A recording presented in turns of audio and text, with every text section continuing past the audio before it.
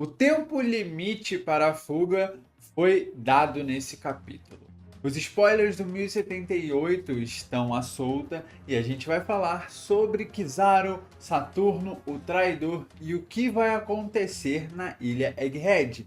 Aquele momento onde o resultado desse evento vai abalar o mundo inteiro. A gente já viu isso antes e especificamente dessa vez vamos ver em primeira mão. Os eventos vão se tornar algo tão grande que o mundo vai falar sobre isso. Recompensas devem surgir, novidades e Insama deve continuar a se mover. Porque o Oda fala do amanhã, sendo que o hoje ainda está um completo caos. Quem vai cair, Vegapunk ou Saturno?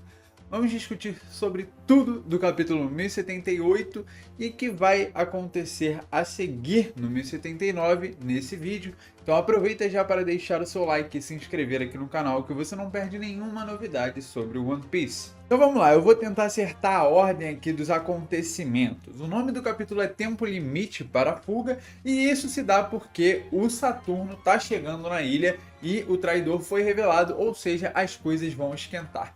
Nesse momento, eu já não acho mais que os Chapéus de Palha vão conseguir salvar o Vegapunk, principalmente por conta da ambição do traidor, que a gente vai chegar nisso já já.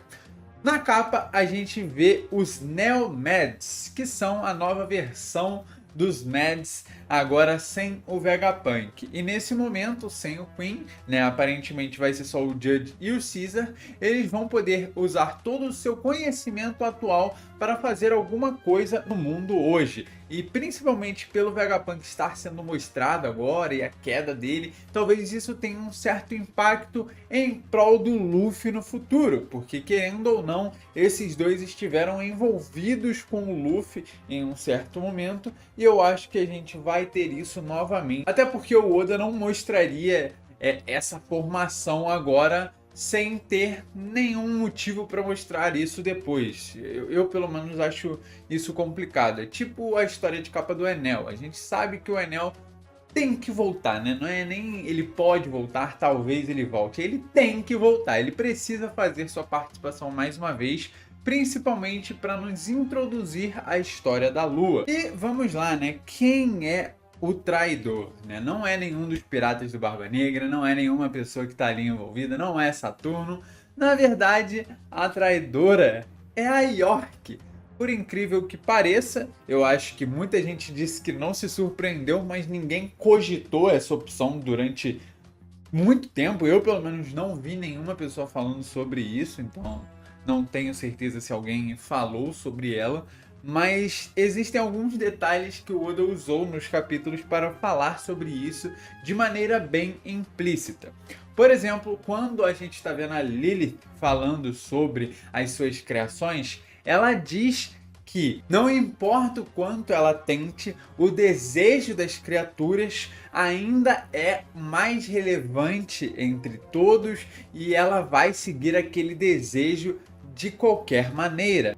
E em uma das traduções sobre o que é o satélite da York, tem como você chegar em ganância, mas tem como você chegar em desejo, que seria desire.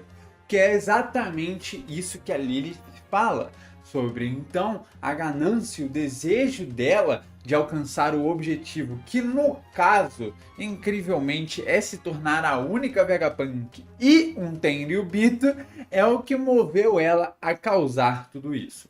Outros detalhes foram o fato de que ela aparece saindo, se eu não me engano, agora no capítulo 1073. Eu vou trazer isso no vídeo do capítulo exatamente, mas agora de cabeça eu não lembro. Ela aparece voltando, porque ela estava daquela forma mais rechonchuda, digamos assim, e ela foi esvaziar o corpo dela para dar energia de novo para ela voltar a se alimentar. E nesse momento pode ter sido o intervalo em que ela deu a ordem aos Serafim, por isso que eles não aparecem naquele capítulo e as coisas começam a desativar os sistemas de defesa e por aí vai. Uma outra coisa interessante de se notar é que quando ela fala com a Serafim Snake no último capítulo, em que ela é congelada e que ela é petrificada, ela não dá a ordem de parar. Ela faz uma pergunta para Serafim Snake. Ao invés de comandar o Serafim falando para ela parar, Na verdade, ela usa o fato de que o Edson mandou a Seraphine parar para perguntar isso.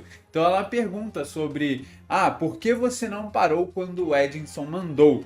E depois completamente muda e é congelada. E aí nesse momento a gente não vê ela depois. Por isso eu acho que o Oda utilizou umas sacadinhas bem pequenas para tirar o foco da York a todo momento, e quando chegou a verdade a gente viu que era ela, né? A gente vai ver no caso que é ela, e só que é muito difícil entender por que desse desejo.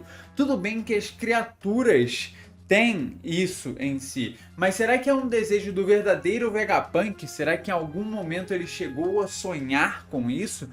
Porque para você alcançar um desejo tão primitivo como esse, você teria que ter ele naturalmente, principalmente quando você é um robô, né? Então eu acho que o Vegapunk talvez tivesse um resquício dessa vontade e ela foi passada para York.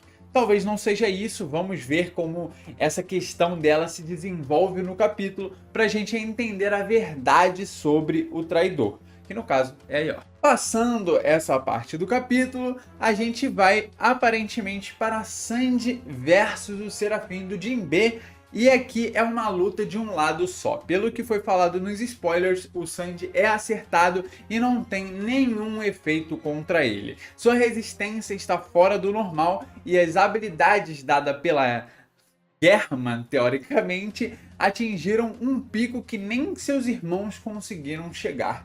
Ele nesse momento é talvez o homem mais forte do bando, porque o Zoro tá tentando desviar dos golpes e defender com a espada os cortes do Serafim do Mihawk. O Luffy não tá tomando o urso choque do outro lado, estão tudo desviando, e o Sanji toma na telha e fica lá tranquilão. O homem tá com uma resistência fora do normal, e finalmente os fãs do Sanji aí recebendo o que eles merecem, né? Depois de tanto aguentar, o Zoro meio que acima dele, né? Apesar de eu achar que o Sanji faz muito mais do que o Zoro nos arcos, a gente sempre viu o Zoro se destacando mais em lutas, e talvez a gente veja esse momento mudando agora um pouco, principalmente com essa nova questão do corpo do Sanji, que eu acho que tem muito a ser tratada, principalmente nesse arco e daqui pra frente. Lembrando que o Oda falou que esse ano era o ano do Sanji, então esperamos muitas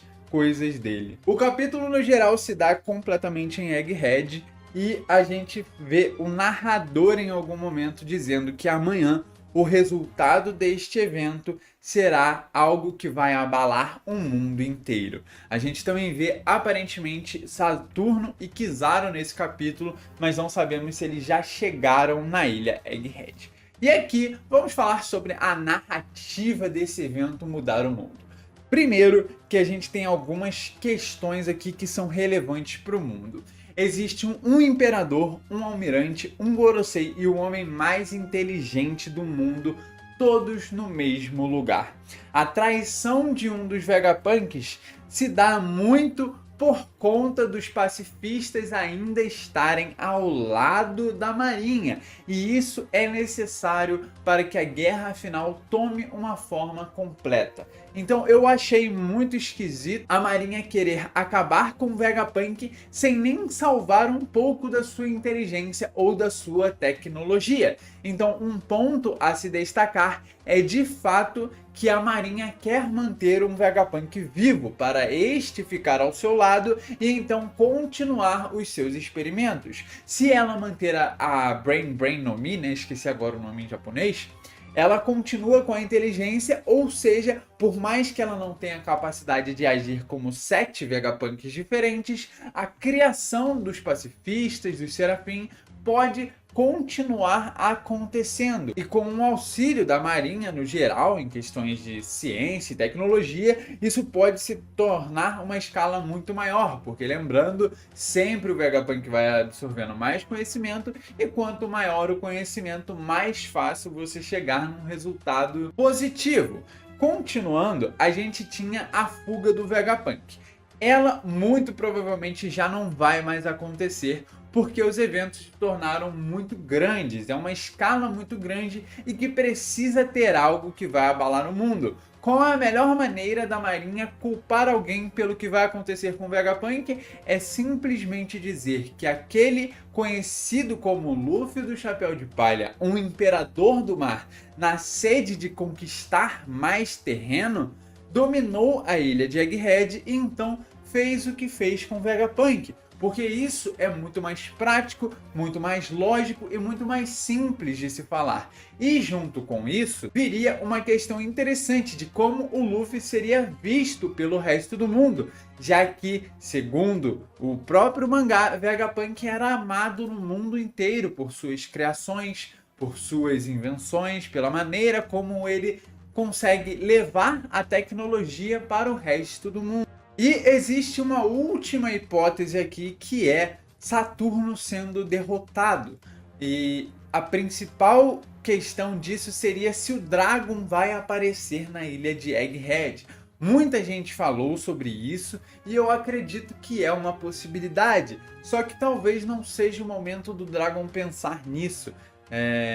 Muito por conta do que está acontecendo com Kuma. Ou, na verdade, é o momento perfeito para ele imaginar o que está acontecendo com o Kuma, sendo que ele tem um certo relacionamento com o Vegapunk, e isso levaria ele a ter noção de que o Vegapunk é culpado pelo que está acontecendo com o Kuma, e isso faria com que ele chegasse ao Vegapunk para tentar entender. Ou seja, o caminho dele está sendo voltado para a ilha de Egghead, e isso faria ele tentar salvar o Vegapunk de uma vez por todas. Eu não acho, de qualquer forma, que o Vegapunk vai sair da ilha de Egghead com o Chapéu de Palha. Se ele for sair, vai ser de alguma outra forma. Eu ainda gostaria de ver o Frank recebendo, digamos que, uma melhoria, não só no seu corpo, mas na sua inteligência, no seu modo de ver as coisas. Porque como o Vegapunk ele criou os satélites para absorver inteligência e passar para o seu cérebro principal, que é a antena, eu acho que seria muito interessante a gente ver ele passando grande parte dessa inteligência para o Frank, que pode receber isso por conta do seu corpo e é o homem que mais tem capacidade de melhorar os chapéus de palha em questões fora de luta. Com novas invenções, com melhorias no Sunny e se preparar para o futuro, já que as últimas batalhas provavelmente a gente vai ter um envolvimento do Sunny muito por conta da relação da arma ancestral Pluton, que é teoricamente um bar. Mas a gente vai falar melhor sobre isso no capítulo, porque eu tenho que analisar mais coisas, eu tenho que ver como que isso tudo vai ser retratado, porque lembrando, a gente já viu essa maneira do narrador contar uma história antes, só que sempre era no final de um arco. Então o que vai acontecer agora, eu estou ansioso para ver e vou aguardar esse capítulo sair, vou trazer uma análise quente para vocês. No mais, por enquanto eu vou ficando por aqui. Se você gostar, não se esquece de deixar o seu like, se inscrever aqui no canal, que você não perde nenhuma novidade sobre o One Piece. E teremos outros vídeos essa semana aí falando talvez até de outro mangá. Fiquem com essa surpresa aí, um abraço, eu fui!